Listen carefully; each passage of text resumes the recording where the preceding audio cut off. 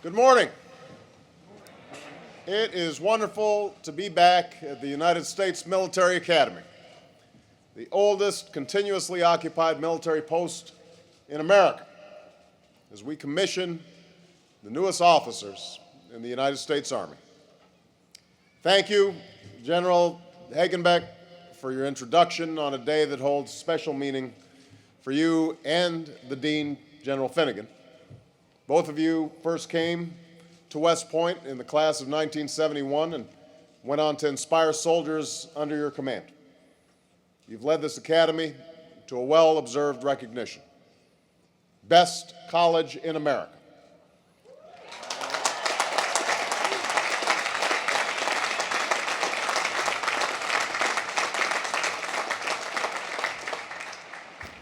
And today, you're both looking forward to a well-deserved retirement from the Army. General Hagenbeck and Judy, General Finnegan and Joan, we thank you for 39 years of remarkable service to the Army and to America.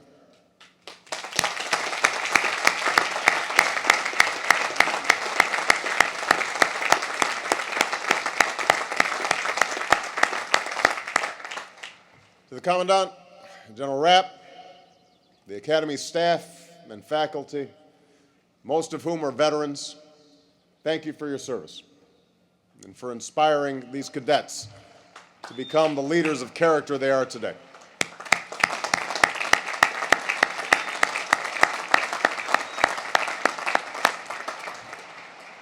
Let me also acknowledge the presence of General Shinseki, Secretary McHugh, the members of Congress who are with us here today, including two former soldiers this Academy knows well, Senator Jack Reed and Congressman Patrick Murphy.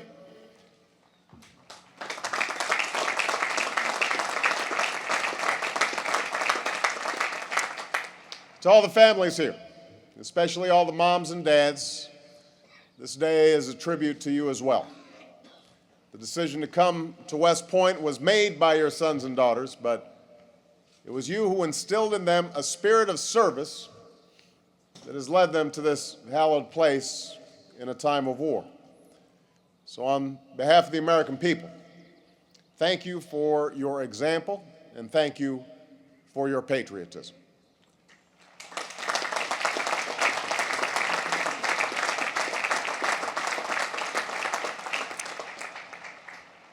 To the United States Corps cadets, and most of all the class of 2010, it is a singular honor to serve as your Commander-in-Chief. As your Superintendent indicated, under our constitutional system, my power as President is wisely limited. But there are some areas where my power is absolute. And so, as your Commander-in-Chief, I hereby absolve all cadets who are on restriction for minor conduct offenses.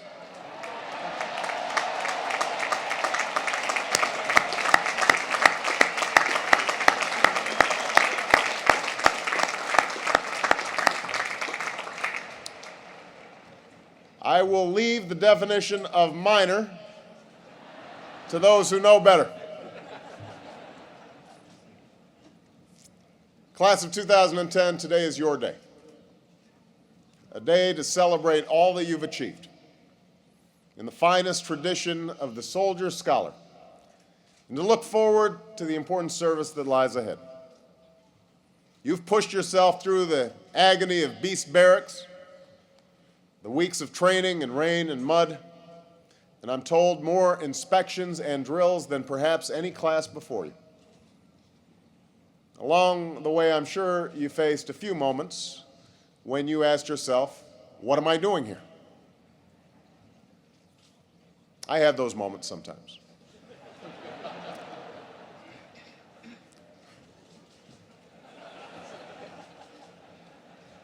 You've trained for the complexities of today's missions, knowing that success will be measured not merely by performance on the battlefield, but also by your understanding of the cultures and traditions and languages in the place where you serve. You've reached out across borders with more international experience than any class in Academy history. You've not only attended foreign academies to forge new friendships, you've welcomed into your ranks cadets from nearly a dozen countries. You've challenged yourselves intellectually, in the sciences and the humanities, in history and technology. You've achieved a standard of academic excellence that is without question, tying the record for the most postgraduate scholarships of any class in West Point history.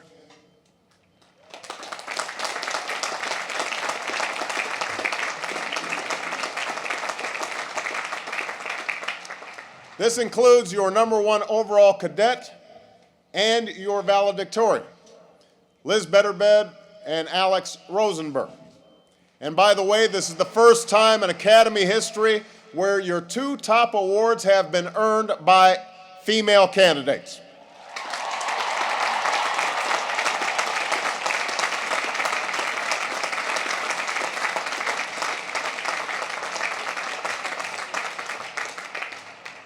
This underscores a fact that I've seen in the faces of our troops from Baghdad to Bagram. In the 21st century, our women in uniform play an indispensable role in our national defense. And time and again, they have proven themselves to be role models for our daughters and our sons, as students and as soldiers and as leaders in the United States Armed Forces.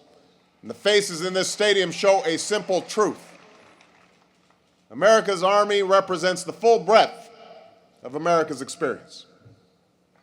You come from every corner of our country, from privilege and from poverty, from cities and small towns. You worship all of the great religions that enrich the life of our people. You include the vast diversity of race and ethnicity that is fundamental to our nation's strength. There is, however, one thing that sets you apart. Here in these quiet hills, you've come together to prepare for the most difficult test of our time. You signed up knowing your service would send you into harm's way. And you did so long after the first drums of war were sounded. In you, we see the commitment of our country and timeless virtues that have served our nation well. We see your sense of duty, including those who have earned their right shoulder combat patches, like the soldiers who suffered a grenade wound in Iraq, yet still helped his fellow soldiers to evacuate. Your first captain of the Corps of Cadets, Tyler Gordy.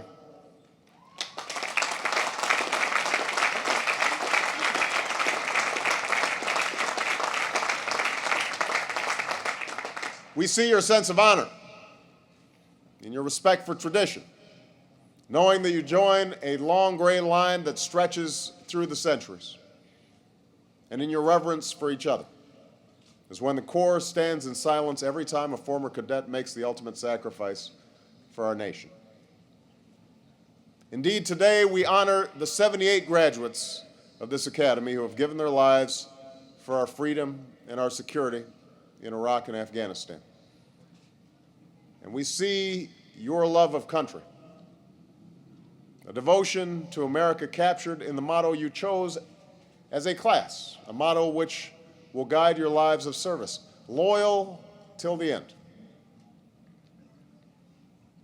Duty, honor, love of country, everything you have learned here, all that you've achieved here, has prepared you for today. When you raise your right hand, when you take that oath, when your loved one or mentor pins those gold bars on your shoulders, when you become, at long last, commissioned officers in the United States Army. This is the 9th consecutive commencement that has taken place at West Point with our nation at war. This time of war began in Afghanistan, a place that may seem as far away from this peaceful bend in the Hudson River as anywhere on earth. The war began only because our own cities and civilians were attacked by violent extremists who plotted from a distant place, and it continues only because that plotting persists to this day. For many years, our focus was on Iraq. And year after year, our troops faced a set of challenges there that were as daunting as they were complex. A lesser army might have seen its spirit broken, but the American military is more resilient than that. Our troops adapted, they persisted, they partnered with coalitions and Iraqi counterparts, and through their competence and creativity and courage, we are poised to end our combat mission in Iraq this summer.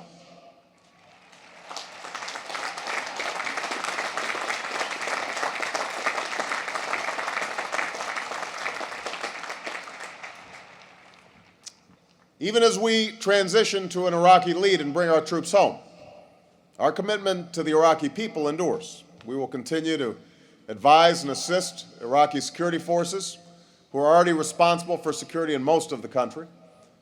And a strong American civilian presence will help Iraqis forge political and economic progress. This will not be a simple task, but this is what success looks like. An Iraq that provides no haven to terrorists, a democratic Iraq that is sovereign and stable and self-reliant. And as we end the war in Iraq, though, we are pressing forward in Afghanistan. 6 months ago, I came to West Point to announce a new strategy for Afghanistan and Pakistan.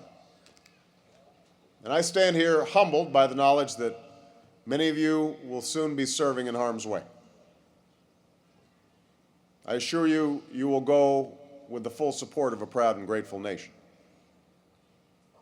We face a tough fight in Afghanistan. Any insurgency that is confronted with a direct challenge will turn to new tactics. And from Marja to Kandahar, that is what the Taliban has done through assassination and indiscriminate killing and intimidation. Moreover, any country that has known decades of war will be tested in finding political solutions to its problems and providing governance that can sustain progress and serve the needs of its people. So this war has changed over the last 9 years, but it's no less important than it was in those days after 9/11. We toppled the Taliban regime. Now we must break the momentum of a Taliban insurgency and train Afghan security forces. We have supported the election of a sovereign government. Now we must strengthen its capacities. We brought hope to the Afghan people. Now we must see that their country does not fall prey to our common enemies. Cadets, there will be difficult days ahead. We will adapt, we will persist, and I have no doubt that together with our Afghan and international partners, we will succeed in Afghanistan.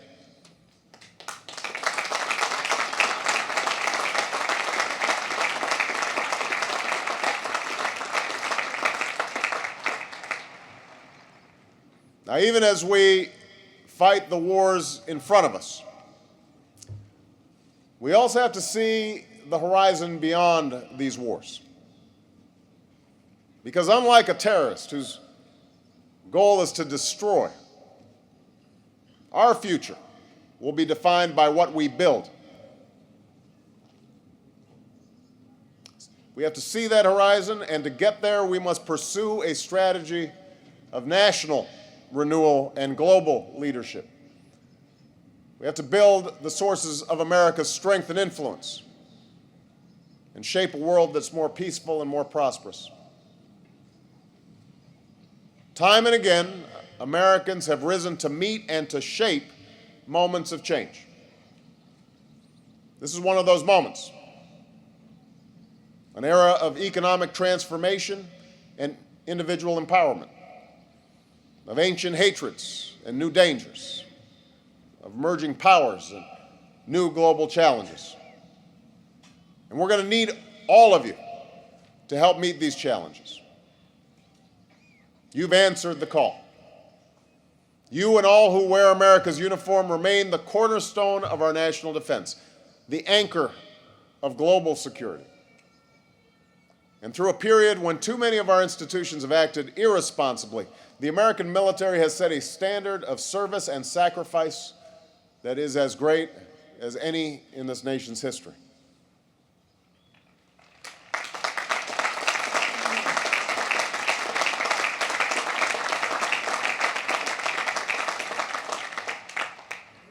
Now, the rest of us must do our part. And to do so, we must first recognize that our strength and influence abroad begins with steps we take at home. We must educate our children to compete in an age where knowledge is capital and the marketplace is global. We must develop clean energy that can power new industry and unbind us from foreign oil and preserve our planet. We have to pursue science and research that unlocks wonders as unforeseen to us today as the microchip and the surface of the moon were a century ago. Simply put, American innovation must be the foundation of American power, because at no time in human history has a nation of diminished economic vitality maintained its military and political primacy. And so that means that the civilians among us, as parents and community leaders, elected officials, business leaders, we have a role to play. We cannot simply leave it to those in uniform to defend this country. We have to make sure that America is building on its strengths.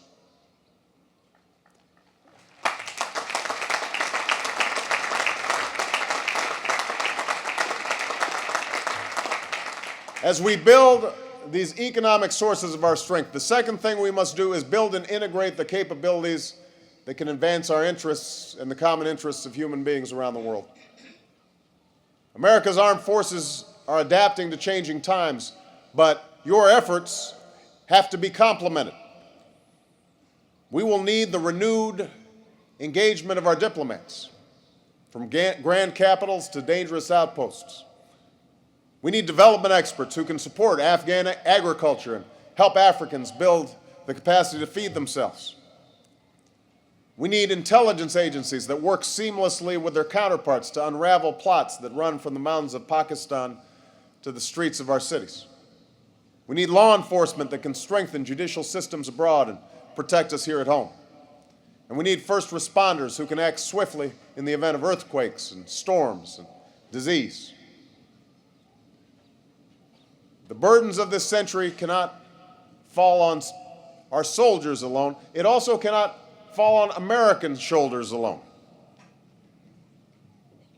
Our adversaries would like to see America sap its strength by overextending our power. And in the past, we've always had the foresight to avoid acting alone. We were part of the most powerful wartime coalition in human history through World War II. We stitched together a community of free nations and institutions to endure and ultimately prevail during a Cold War. Yes, we are clear-eyed about the shortfalls of our international system, but America has not succeeded by stepping out of the currents of cooperation. We have succeeded by steering those currents in the direction of liberty and justice. So nations thrive by meeting their responsibilities and face consequences when they don't. So we have to shape an international order that can meet the challenges of our generation. We will be steadfast in strengthening those old alliances that have served us so well, including those who will serve by your side in Afghanistan and around the globe. As influence extends to more countries and capitals, we also have to build new partnerships and shape stronger international standards and institutions. This engagement is not an end in itself. The international order we seek is one that can resolve the challenges of our times, countering violent extremism and insurgency, stopping the spread of nuclear weapons and securing nuclear materials, combating a changing climate and sustaining global growth, helping countries feed themselves and care for their sick, preventing conflict and healing wounds. If we are successful in these tasks, that will lessen conflicts around the world. It will be supportive of our efforts by our military to secure our country.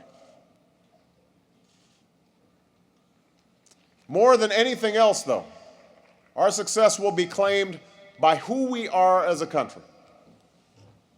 This is more important than ever, given the nature of the challenges that we face. Our campaign to disrupt, dismantle, and to defeat al-Qaeda is part of an international effort that is necessary and just. But this is a different kind of war. There will be no simple moment of surrender to mark the journey's end. No armistice, no banner headline. Though we have had more success in eliminating al-Qaeda leaders in recent months than in recent years, they will continue to recruit and plot and exploit our open society. We see that in bombs that go off in Kabul and Karachi. We see it in attempts to blow up an airliner over Detroit or an SUV in Times Square. Even as these failed attacks show that pressure on networks like al-Qaeda is forcing them to rely on terrorists with less time and space to train. We see the potential duration of this struggle in al-Qaeda's gross distortions of Islam, their disrespect for human life, and their attempt to prey upon fear and hatred and prejudice. So the threat will not go away soon. But let's be clear. Al-Qaeda and its affiliates are small men on the wrong side of history. They lead no nation. They lead no religion. We need not give in to fear every time a terrorist tries to scare us. We should not discard our freedoms because extremists try to exploit them. We cannot succumb to division because others try to drive us apart. We are the United States of America.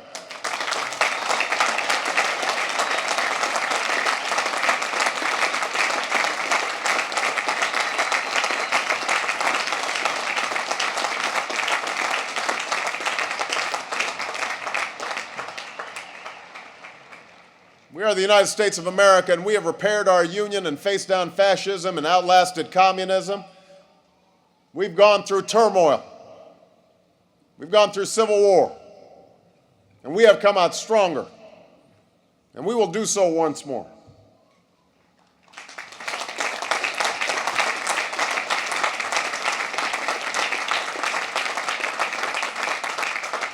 And I know this to be true because I see the strength and resilience of the American people. Terrorists want to scare us. New Yorkers just go about their lives unafraid.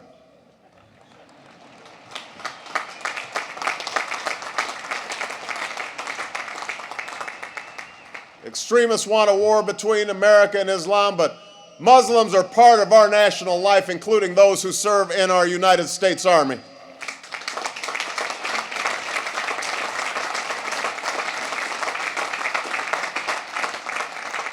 Adversaries want to divide us, but we are united by our support for you, soldiers who send a clear message that this country is both the land of the free and the home of the brave.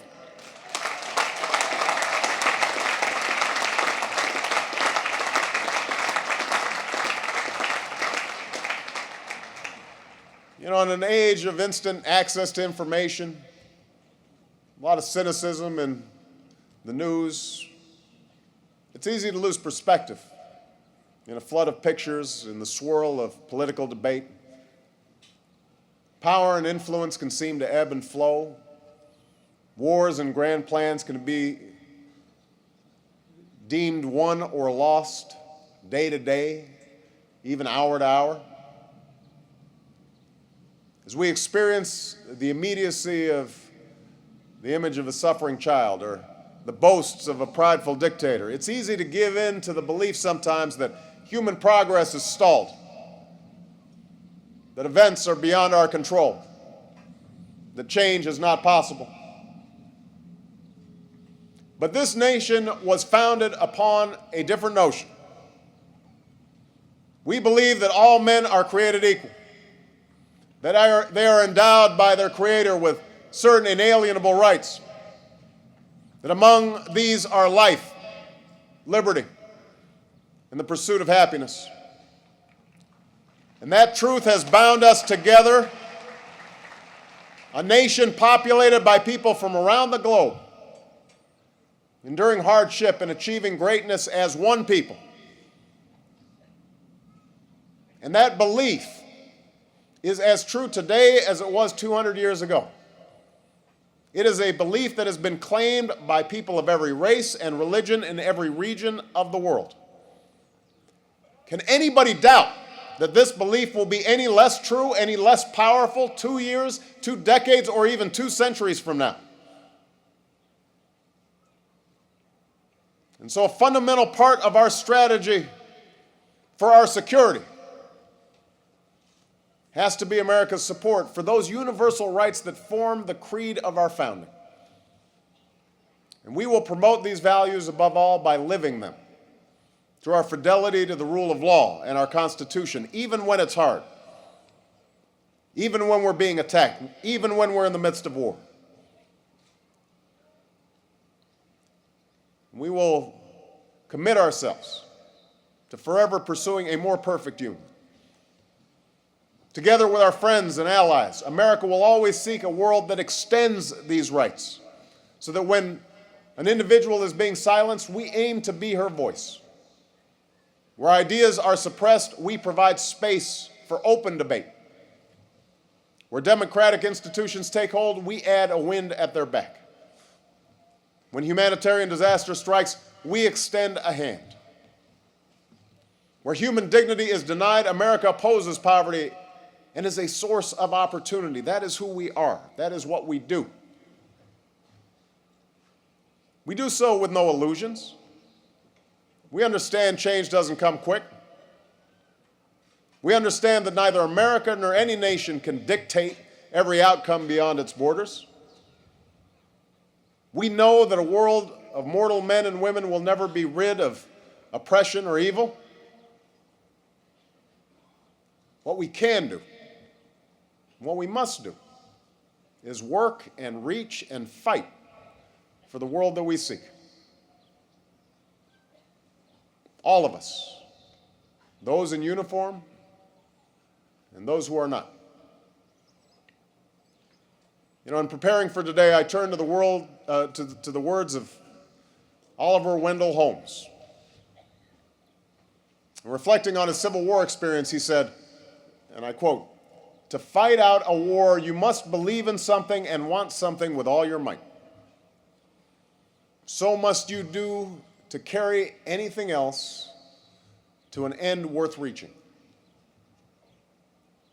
Holmes went on, "More than that, you must be willing to commit yourself to a course, perhaps a long and hard one, without being able to foresee exactly where you will come out."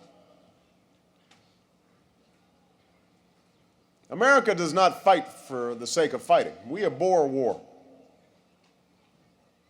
As one who has never experienced the field of battle, and I say that with humility, knowing, as General MacArthur said, the soldier above all others prays for peace. We fight because we must. We fight to keep our families and communities safe. We fight for the security of our allies and partners because America believes that we will be safer when our friends are safer, that we will be stronger when the world is more just. So, cadets, a long and hard road awaits you. You go abroad because your service is fundamental to our security back home. You go abroad as representatives of the values that this country was founded upon. And when you inevitably face setbacks, when the fighting is fierce or a village elder is fearful, when the end that you are seeking seems uncertain, think back to West Point. Here, in this peaceful part of the world, you have drilled and you have studied and come of age in the footsteps of great men and women, Americans who faced times of trial and who, even in victory, could not have foreseen the America they helped to build, the world they helped to shape. George Washington was able to free a band of patriots from the rule of an empire, but he could not have foreseen his country growing to include 50 states connecting 2 oceans.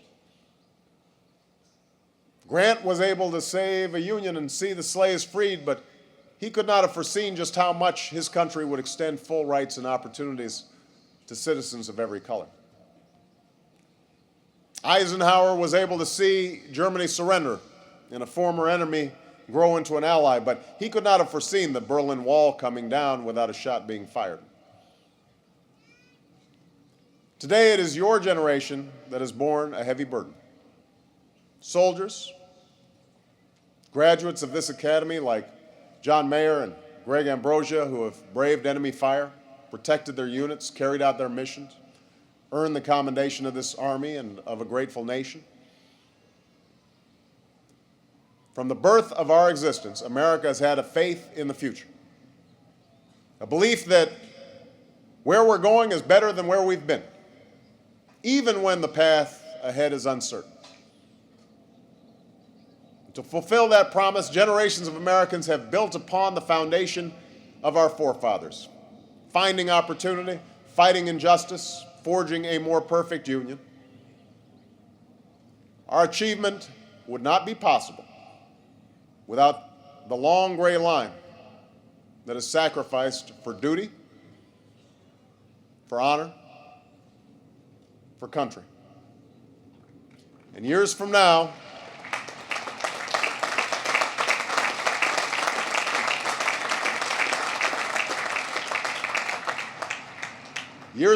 when you return here, when for you the shadows have grown longer, I have no doubt that you will have added your name to the book of history. I have no doubt that we will have prevailed in the struggles of our times. I have no doubt that your legacy will be an America that has emerged stronger, in a world that is more just. Because we are Americans, and our destiny is never written for us, it is written by us, and we are ready to lead once more. Thank you. May God bless you. And may God bless the United States of America.